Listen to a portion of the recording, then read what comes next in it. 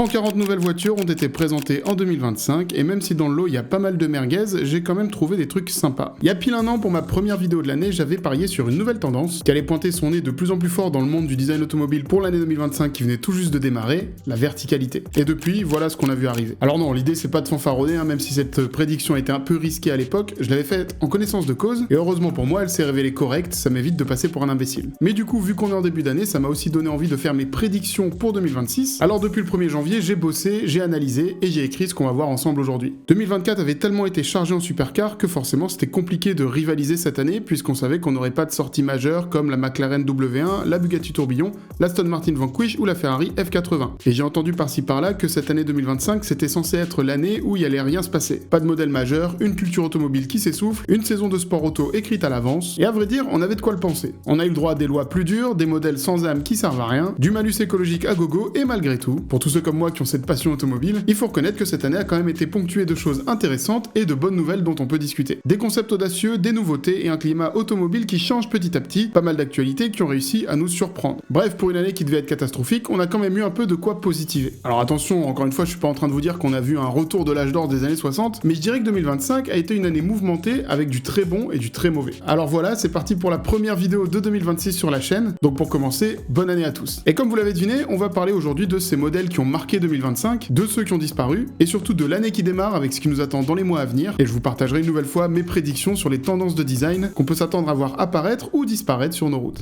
Si on doit démarrer par une vue d'ensemble, j'ai compté environ 140 nouveaux modèles qui sont arrivés sur le marché, et 45 qui ont été arrêtés cette année. Parmi ceux qui tirent leur référence, certains ne seront pas remplacés à court terme, comme le Jaguar F-Pace. Toute la gamme Jaguar avait déjà été stoppée petit à petit, et il restait que lui. Ça s'inscrit dans le cadre de la renaissance de Jaguar, qui n'a quasiment rien vendu cette année, on va dire stratégiquement, pour faire peau neuve et repartir à zéro.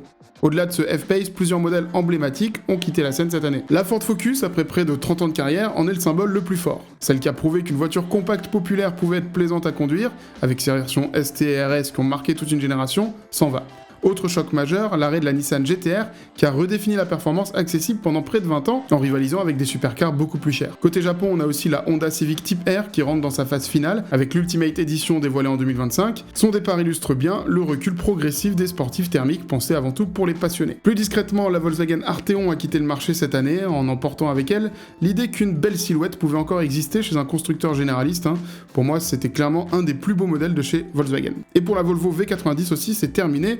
Un autre marqueur de l'effacement toujours plus grand des breaks face au SUV. La BMW M8 a également tiré sa révérence en 2025, et puis chez Porsche on devait avoir l'arrêt des Porsche 718 Cayman et Boxster de 2025, qui n'est pas une simple suppression de modèle puisqu'il devrait réapparaître en 2026, mais sous une autre forme, on va en parler.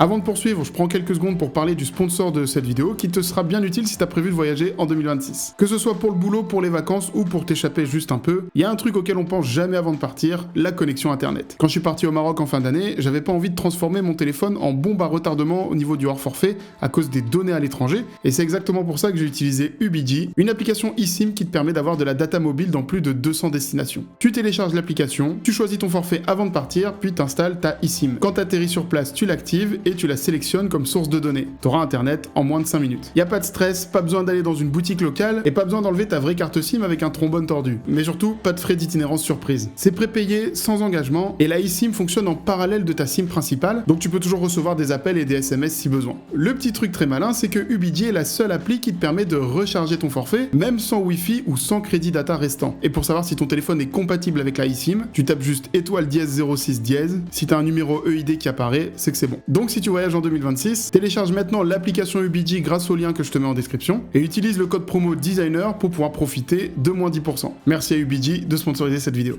Avec l'arrêt des 718 thermiques en 2025, Porsche n'a pas simplement remplacé deux modèles. Elle s'est engagée dans l'un des paris les plus risqués de son histoire récente. Les futurs Boxster et Cayman électriques sont en développement depuis 4 ans et leur mise au point est bien plus longue que d'habitude. Bon, déjà, il y a eu la faillite de leur fournisseur de batterie Northvolt cette année qui a obligé la marque à revoir sa copie en cours de route, mais il y a surtout une prudence extrême. Porsche sait que c'est un risque de passer le Boxster et le Cayman en électrique, vu que leur identité repose sur l'équilibre, la précision et la connexion au châssis. Ils ont donc développé une architecture spécifique pour garder une répartition des masses proche des modèles à moteur central. Un choix complexe et qui coûte cher, du coup Porsche a continué de prolonger la vie des thermiques au maximum, avec par exemple le Spider RS, mais surtout, il paraît qu'ils envisagent carrément de réadapter la plateforme électrique pour pouvoir accueillir à nouveau des moteurs thermiques en 2027 ou 2028. C'est une marche arrière stratégique qui aurait été impensable il y a encore quelques années, mais la réalité du marché s'est imposée. La demande pour les électriques n'est pas au niveau et Porsche le sait. D'ailleurs, l'exemple le plus parlant, c'est le Macan électrique. Son accueil commercial est en demi-teinte, au point de penser déjà là aussi à une alternative thermique. Autrement dit, au moment même où Porsche s'apprête à lancer ses premières vraies sportives électriques,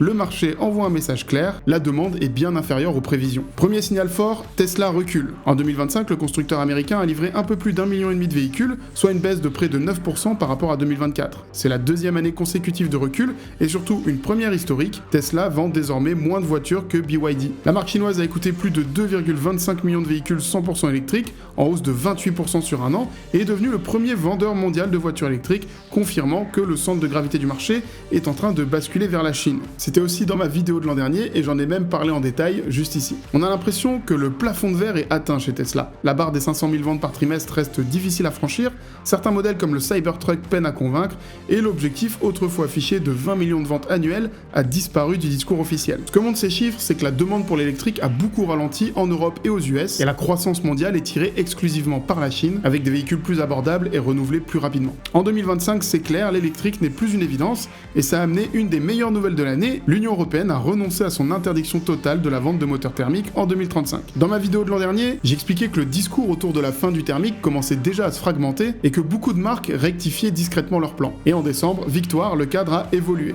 L'objectif reste une réduction massive des émissions de CO2, mais le principe du couperet absolu de 2035 a été assoupli. On raisonne plus uniquement en tout électrique ou rien, mais enfin en trajectoire progressive. Et oui, parce qu'avec cette stratégie 100% électrique poussée depuis 2021, l'industrie européenne a pris du dégât. Les ventes d'électrique ont progressé beaucoup moins vite que prévu, et les contraintes industrielles, notamment les menaces sur les emplois, sont devenues impossibles à ignorer. Résultat, l'Europe a fini par adoucir sa doctrine. Très concrètement, ça signifie que les motorisations hybrides ou thermiques pourraient continuer à exister après 2035, dans un cadre plus flexible. Et oui, ils ont enfin compris que c'était pas la réglementation qui dicte le changement, mais le marché. En ce qui concerne les nouveaux modèles de cette année, on n'a pas vraiment eu de révolution frontale chez les constructeurs, mais des nouveautés qui apportent à chaque fois un petit quelque chose. Chez Renault, on a la nouvelle Clio qui a fait son entrée avec un design qui tranche bien par rapport aux générations précédentes, et qui pose surtout les bases d'un nouveau langage formel, plus graphique, plus tendu et moins rond, qui s'est immédiatement prolongé avec le SUV coupé Renault Filante.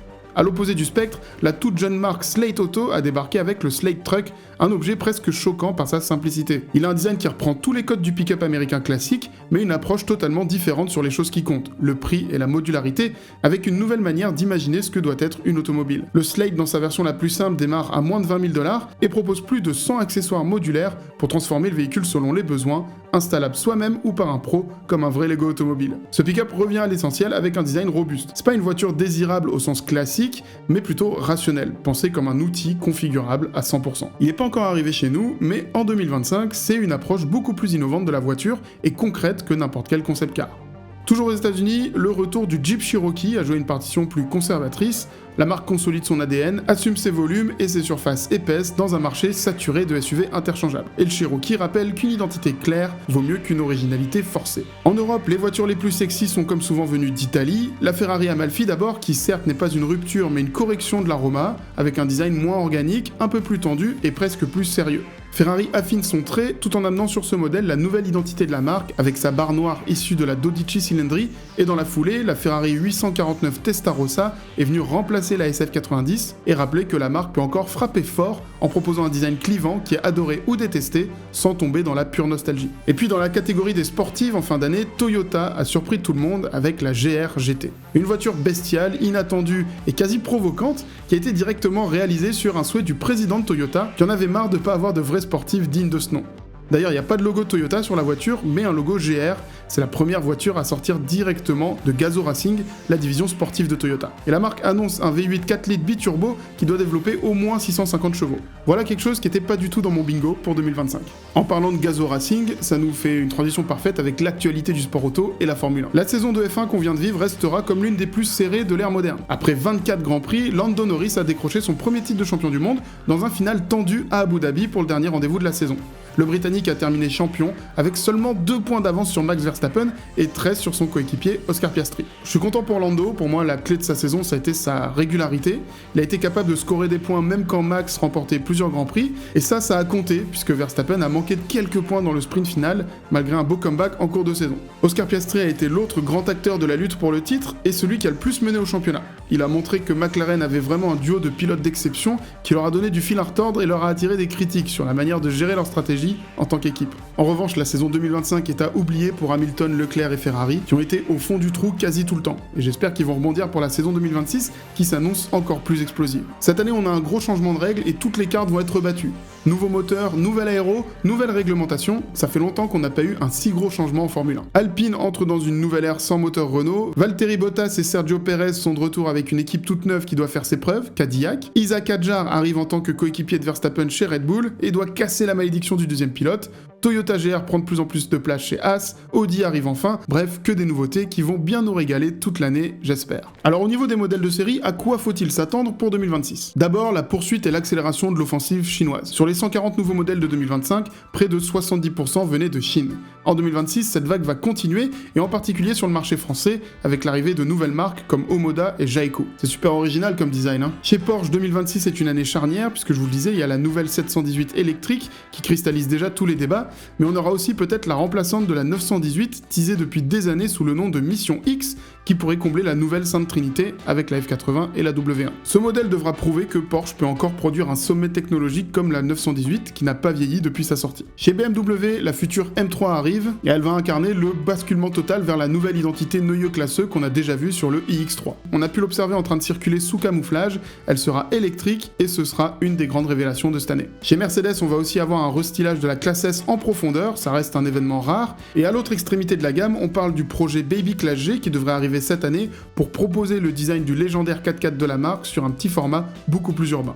Mais la vraie attente du côté de chez AMG, c'est la future AMG GT 4 portes qui a été teasée dans une vidéo mêlant Brad Pitt, Las Vegas et George Russell. Elle s'inspirera du concept AMG GT XX qu'on a découvert cette année. En parlant de sport, la Red Bull RB17 sortira enfin sur circuit pour les clients qui ont déboursé 5 millions d'euros. Elle n'est pas homologuée sur route, mais elle marque l'entrée de Red Bull comme constructeur automobile, et surtout elle a été conçue par Adrian Newey, le plus grand ingénieur de l'histoire de la Formule 1. Côté français, Alpine prépare depuis plusieurs années son A110 électrique, qui aura la lourde tâche de remplacer le modèle qui a fait renaître la marque, et pendant ce temps, Jaguar avance masqué avec une mule de grande berline qui circule déjà depuis plusieurs mois et qui va voir le jour cette année pour marquer son renouveau. On en parlera certainement dans une prochaine vidéo. Bon, maintenant, c'est l'heure du risque. Voilà mes prévisions pour les tendances du design auto en 2026. J'espère et je fais le pari que 2026 marquera d'abord une disparition très attendue, la fin des grandes barres de LED continues. Il faut que leur règne touche enfin à sa fin. On l'a trop vu, elles ont trop été copiées et du coup c'est devenu trop neutre. Il y a 2-3 ans ça donnait encore un peu de modernité aux faces avant, mais maintenant c'est classique et surtout ça manque d'identité. Donc je parie sur le fait que 2026 soit l'année de la décroissance pour cette tendance. A l'inverse, je vois une autre tendance s'imposer, le pixel, avec des signatures lumineuses qui vont prendre la logique du pixel de plus en plus. Hyundai est clairement aujourd'hui en avance sur ce terrain, avec ses faces avant et ses zones de feu à l'esprit digital, et je pense qu'en 2026 les constructeurs ne vont plus éclairer une ligne, mais plutôt habiller une surface. On l'a déjà vu sur plusieurs concept cars, ça permet de faire des signatures adaptatives et modifiables pour plaire à plus de clients, ou carrément passer des messages et rendre la voiture vivante. Et l'autre aspect qui, je pense, va être mis en avant dans les prochains mois, c'est le retour des designs forts et clivants, avec des identités nettes quitte à déplaire. La raison, elle est simple, la copie massive, notamment venue de Chine, a rendu le design générique inefficace. Quand tout le monde parle le même langage, plus personne n'est différent. Et après des années de design globalisé, lissé pour plaire partout, on assiste à un retour des identités locales. J'espère que les marques ont bien compris que les clients en ont marre que tout se ressemble, et je pense que chaque marque va se replier sur ce qu'elle est vraiment. Son histoire, sa culture visuelle, son imaginaire propre. On l'a déjà vu un peu au salon de Munich et de Tokyo cette année, et c'est particulièrement visible chez les constructeurs japonais qui subissent de plein fouet l'offensive chinoise en Asie, qui représente depuis toujours leur plus gros marché. Ils ont plus le choix, pour survivre, ils doivent redevenir distinctifs quitte à déplaire. De mon côté cette année, je vais essayer de continuer à vous parler de design automobile sur cette chaîne, mais aussi pourquoi pas d'élargir les sujets un peu au-delà du design automobile. Toujours en privilégiant la qualité des vidéos à la quantité, et je vais aussi profiter de 2026 pour vous proposer des nouvelles collections sur appeldefar.com. D'ailleurs, si vous voulez en profiter, rendez-vous sur appeldefar.com avec le deuxième lien en description comme d'habitude. Vous avez 10% offert sur votre première commande directement sur le site, et pensez surtout à tout de suite télécharger l'application UBG. Si vous voyagez cette année, ça va vraiment vous aider. C'est le premier lien dans les descriptions. Merci à tous, merci à UBG, bonne année tout le monde, et à la prochaine.